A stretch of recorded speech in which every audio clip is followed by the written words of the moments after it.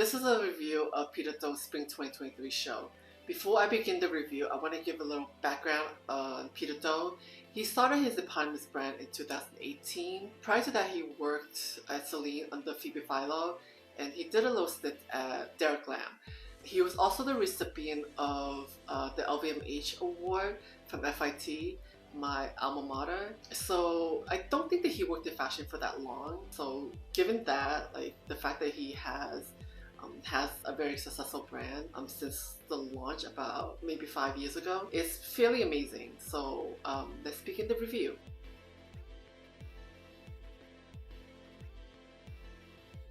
I'm glad the show is opening with the backstage, and you can see what's happening backstage, especially the casting. Because I think that a lot of fashion designers I'm seeing nowadays, they don't do fitting in the casting. And someone who has worked for a brand, especially an established brand like Celine, they know that fitting with the model is crucial when you're doing a runway shows. It makes a difference in how the clothes are presented proportionally, and also the styling, all the styling detail that you need to work out, you know. Because if you are putting on a show, you want to present the clothes in the best possible way, which is what I like about what I'm seeing.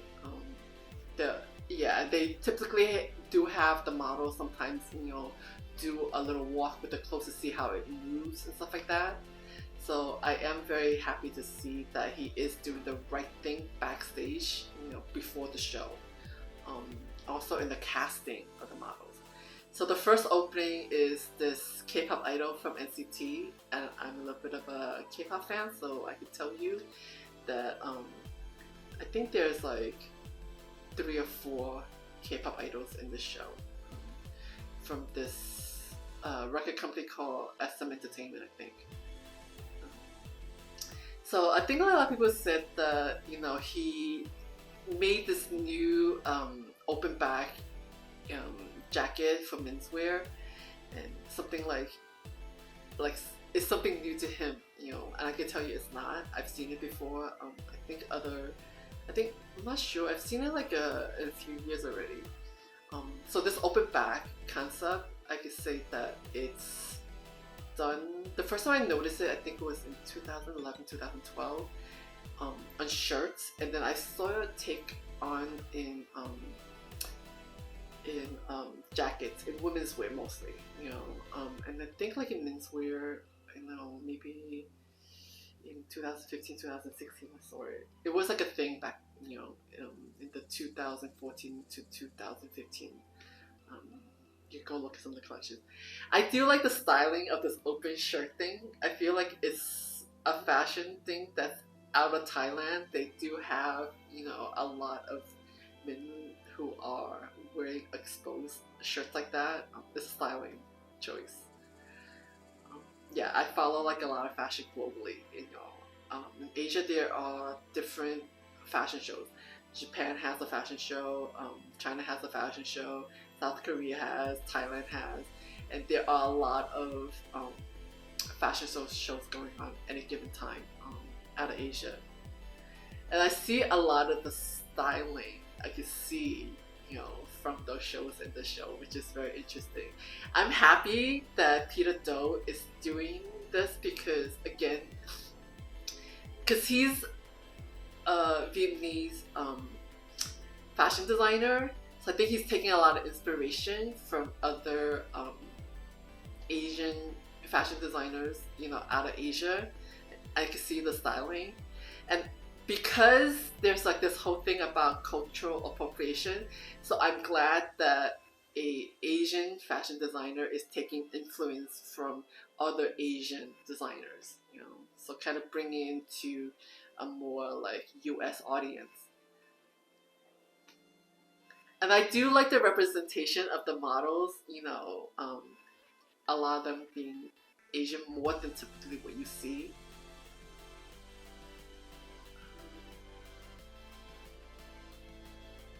I do like this whole cape.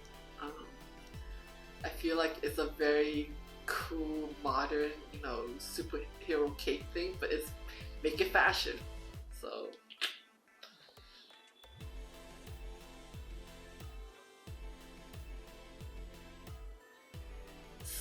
The other thing about what Peter Do is known for is tailoring, so I could see a lot of that in the collection.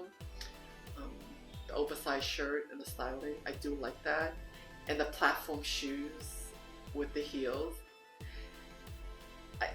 I don't think it's that new because, again, like in Asia, if you look at the Chinese TikTok doing it, you can see like a lot of, you know, men do wear, you know, these platform heel shoes and stuff like that. So it's not that new, but I think it's new to a US audience.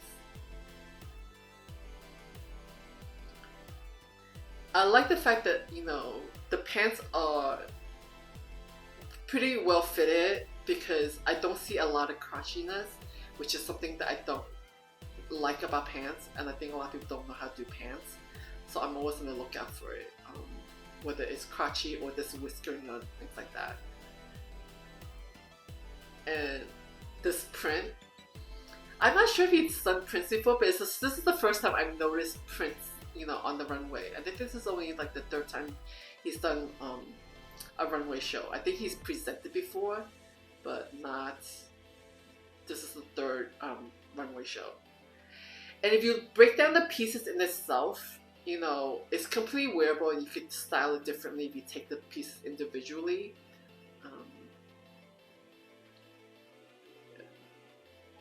And again, the skirt isn't new on men's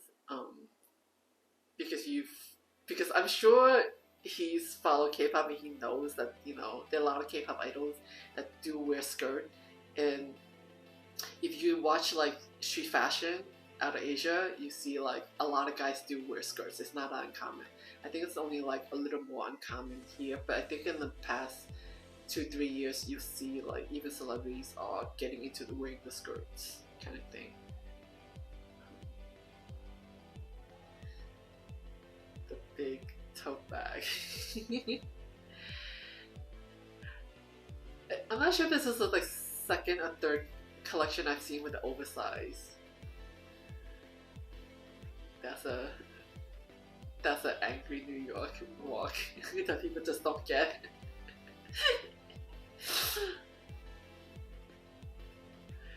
I do like the styling of this collection. Again, I just see like a lot of styling like from the Asian fashion perspective, and the influence is definitely there.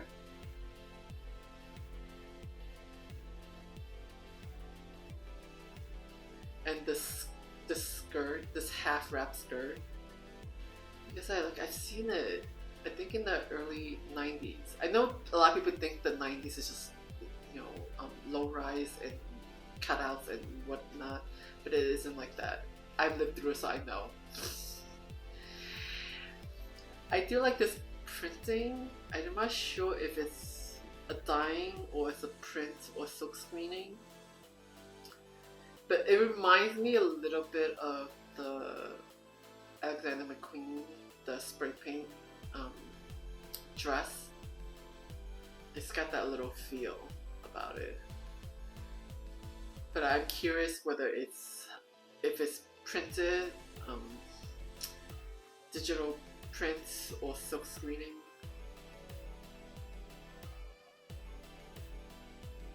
Okay, that was interesting.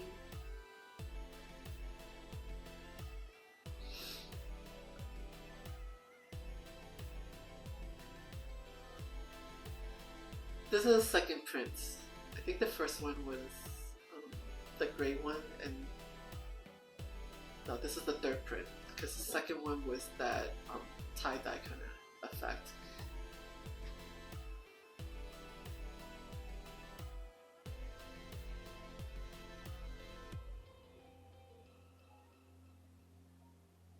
So I guess this is that print, and this pink champagne color, I think this is a delivery.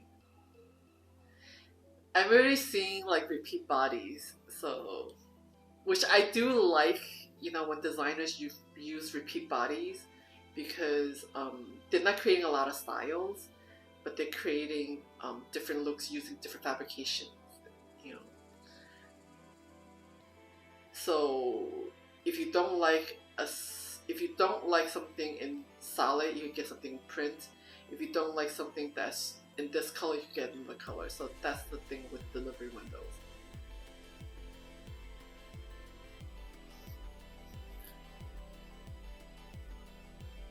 I do like that.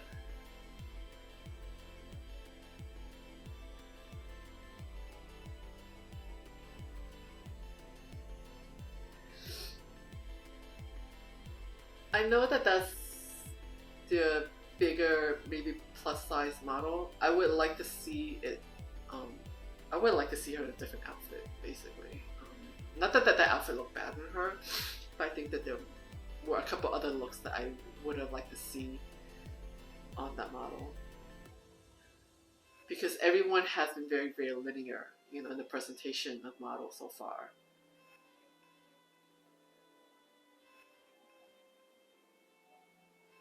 See, like, I would like to see this on the bigger size model. Because I think that this will look very, very flattering.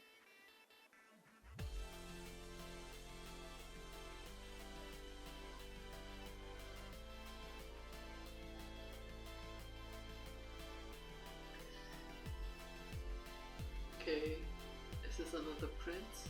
Yes.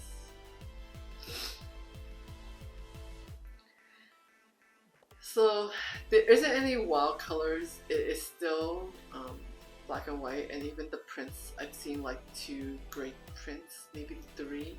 If you count in like the tie-dye, it has the black, but there's like a gray gradient in the tie.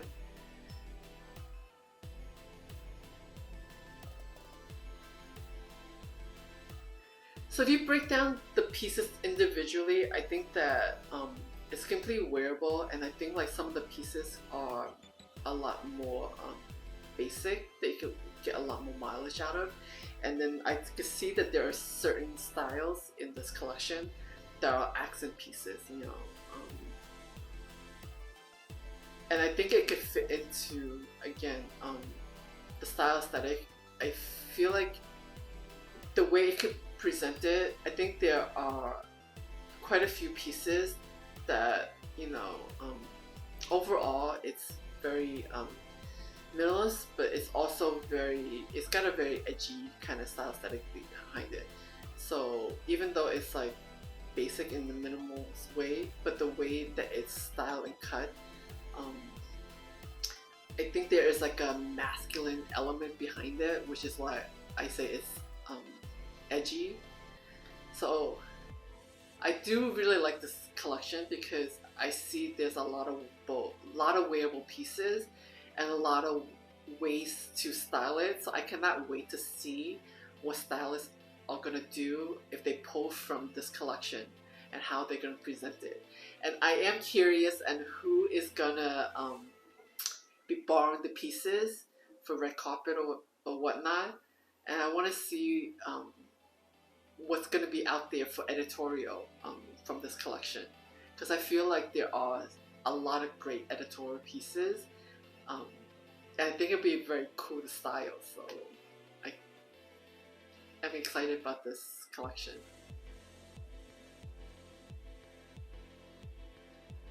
Because it's so wearable. It's just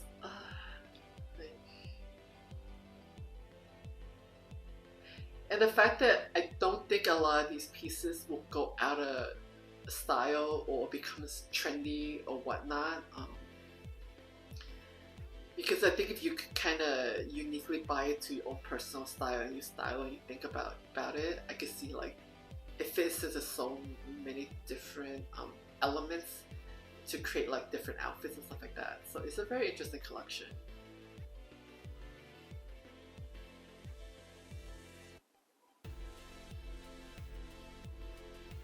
I guess that's the wrap up of, and there goes Peter Doe.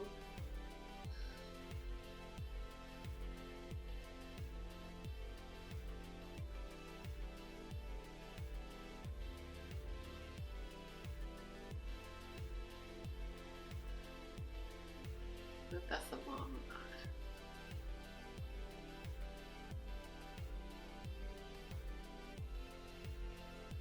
very good show. I do like it.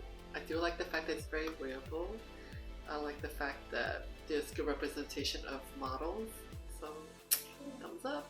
If you want to see an in-depth review of the looks and how to style it, please join my Patreon for the full fashion review of this show and many more from the Spring 2023 runways.